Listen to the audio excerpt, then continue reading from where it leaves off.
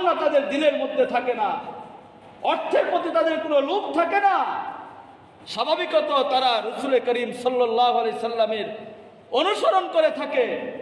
আর আল্লাহ নবীর জীবনটা তো এমন ছিল, আল্লাহ রাসূলের জীবনটা এমন ছিল, উনি দোয়া করছেন, আল্লাহুম্মা আহইনি মিসকিনান ওয়া আমিতনি মিসকিনান ওয়াহশুরহুম ফি জুমারাতিল মাসাকিন।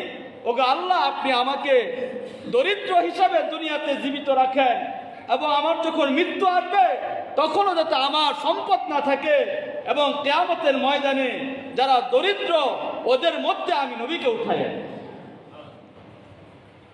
এই জন্য দুনিয়াতে যারা আল্লাহওয়ালা হয় ওরা কোটি কোটি টাকার চিন্তা করেন না, ওরা ক্ষমতার চিন্তা করেন না, ওরা চান, ওদের দিলের তামান্না হলো আল্লাহ যে আমাকে 5 ওয়াক্ত নামাজ আদায় করার তৌফিক দিয়েছেন, আল্লাহ যে আমার দিলের মধ্যে কোরআনের নূর দান করেছেন, আল্লাহ যে তাহাজ্জুদের সময় জায়নামাজে সিজদা করার তৌফিক দান করেছেন, এটার মজা হাজারো এমপি মন্ত্রীর মজার থেকে আরো বেশি। কথা বলেন ঠিক কিনা? এজন্য আল্লাহ ওয়ালাদের সাথে সম্পর্ক করা, আল্লাহর প্রিয় বান্দাদের সাথে সম্পর্ক করা। এখন আমাদের দৃষ্টি নষ্ট হয়ে গেছে, চক্ষু নষ্ট হয়ে গেছে, যার কারণে মানুষের আমলি কোনো উন্নতি হচ্ছে না, অর্থনৈতিক উন্নতি হচ্ছে, বিলাসিতার জীবনের মধ্যে উন্নতি হচ্ছে, কিন্তু কারো আমলি উন্নতি হচ্ছে না। ঈমান দিন দিন ধ্বংস হয়ে যাচ্ছে, আমল নষ্ট হয়ে যাচ্ছে। পক্ষান্তরে ইহুদি নাসারাদের আখলাকগুলো আমাদের মধ্যে চলে আসতেছে।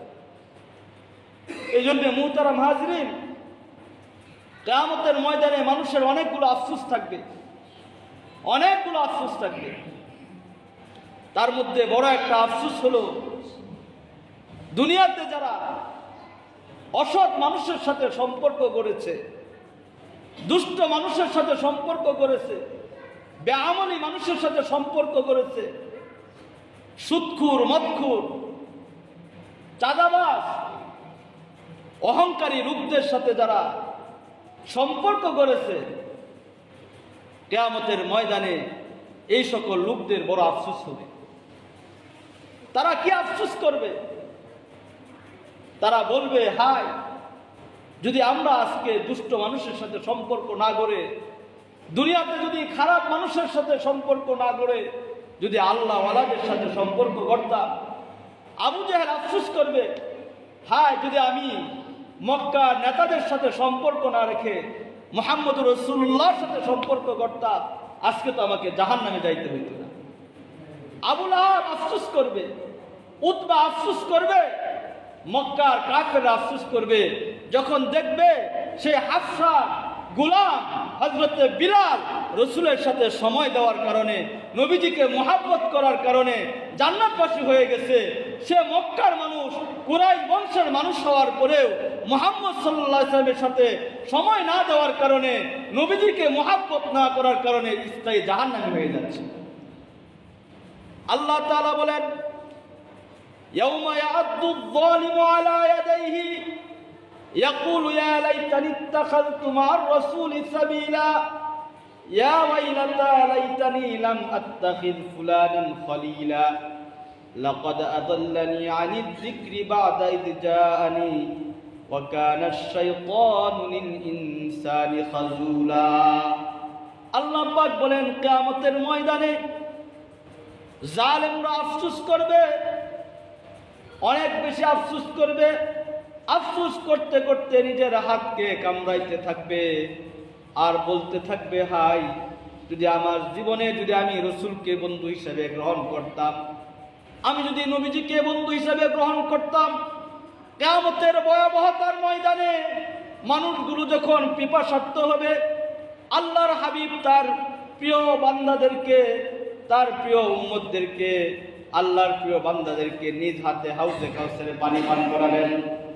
এমন সময় জালেমরা আফসোস করবে, হায়, যদি রাসূলের সাথে আমাদের সম্পর্ক হতো, আল্লাহ রাসূলের সুন্নতের অনুসরণ করতাম, উলামায়ে কেরামের কথা শুনতাম, নামাজ আদায় করতাম, যদি দুষ্ট লোকদের সাথে সম্পর্ক না করতাম, তাহলে তো কিয়ামতের ময়দানে আমাদের এত বিপদ হতো না।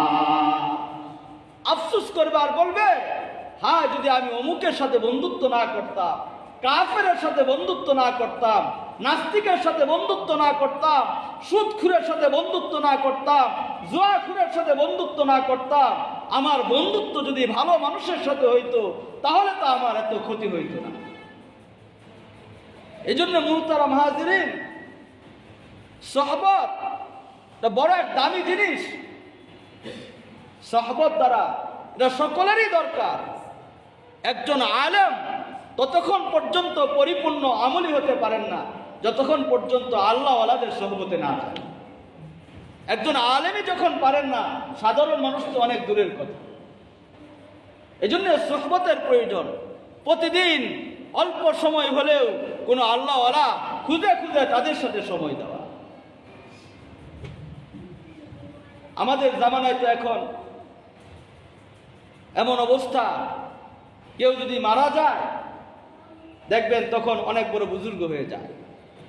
মারা যাওয়ার সাথে সাথে নিজের পিতা মারা গেছে, কি করবে না করবে, সারা জীবন কোনো আল্লাহওয়ালা বুজুর্গদের সাথে সম্পর্ক নাই, আলেম উলামাদের সাথে সম্পর্ক নাই, হাফেজদের সাথে সম্পর্ক নাই, কারি সাহেবদের সাথে সম্পর্ক নাই, হাজি সাহেবদের সাথে সম্পর্ক নাই।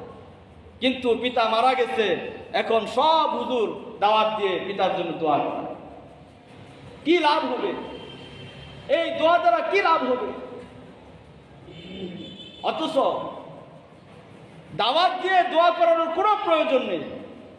আপনার জীবনের বন্ধুত্ব যদি কোনো আল্লাহওয়ালাদের সাথে হয়, কোনো বুজুর্গ বান্দাদের সাথে হয়, তাকে তো টাকা দেওয়া দোয়া করানোর কোনো দরকার নেই। যখন কারো মৃত্যুর কথা শুনবে যে আমার প্রিয় মানুষটা দুনিয়া ছেড়ে চলে গেছে, আমার প্রিয় বন্ধু দুনিয়া ছেড়ে চলে গেছে, তখন সে এমনিতে জায়নামাজে দাঁড়িয়ে নামাজ আদায় করে করে দোয়া করবে। কথা বলে